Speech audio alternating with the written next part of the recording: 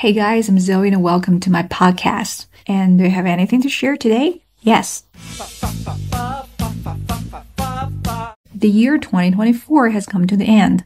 I'm curious about your English learning journey. So have you made any progress in learning English as expected at the beginning of the year? I'm asking this question not to put any pressure on you or embarrass you, but to help you evaluate the weight of learning English.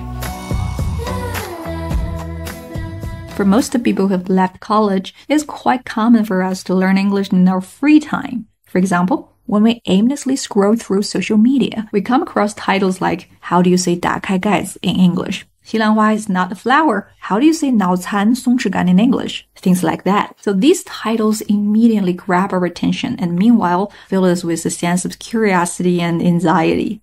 It's likely that we blame ourselves. It goes like, we're inadequate in English vocabularies. It's a shame we don't even know such simple words or expressions after having learned English for dozens of years.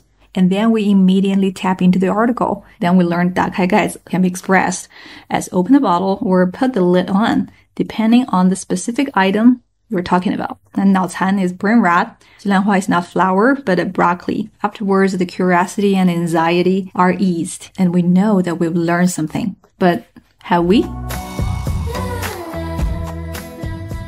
So have you thought about how long it'll take before you use open a bottle or broccoli or brain rot?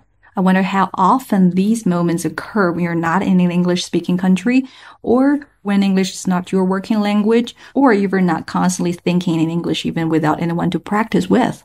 As English learners, we often feel a sense of obligation to learn as much as we can. It has become almost a conditioned reflex for us to look up unfamiliar words. There is an urge to crave and understand all of them. The fact is, these words and expressions are quite random. It could be anything in English. But what if we switch the situation? Suppose you teach foreigner Chinese. You might have a vast pool of 400,000 words from which you choose to make the foreigner equally curious and anxious. And this holds true for English learners like us as well. Does this with learning seem meaningless? Not really. It depends on your English proficiency level. I like to compare someone's English skills to a tree. For those at an intermediate level or above, the trunk of the tree is strong and sturdy, so it's absolutely necessary to absorb nutrients from as many sources as possible to develop smaller branches and leaves, making the tree lush and vibrant. However, for a small tree with thin trunk, focusing on the leaves might not be the best idea. Though you might feel satisfied after learning bits and pieces, an overwhelming sense of acquisition can easily lead you to get lost in it. If you ask yourself what you've learned this month, you might say, well, I think I know how to say broccoli, open the bottle, pay the bill, so what? And a harsher question might be, now what? These violent delights have violent ends, so cut yourself some slack. If the foundation isn't solid yet, please don't obsess with small details. You should redirect your attention to major problems, such as, what's the purpose of learning English? This question determines whether you should prioritize, let's say, academic language or everyday conversation. If you're a student writing a lot of papers, does it really matter if you don't know how to say 西兰花 in English? But it is unacceptable if you don't know the expression, like elaborate on.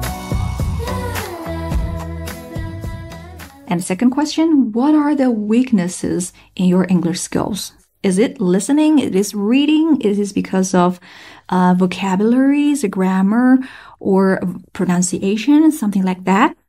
Are there any way that you can overcome these obstacles and improve your English skills? There are plenty of questions you could ask to help you find the major problem.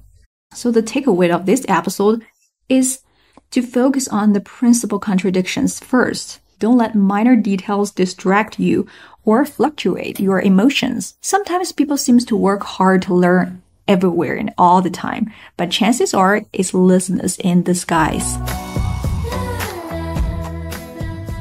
And you do have a habit of learning from these how do you say it in English articles. Please make sure to take some notes and internalize them by putting them into practice either in writing or speaking.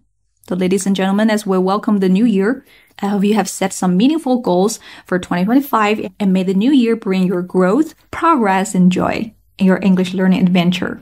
I'm Zoe and I'll see you in 2025.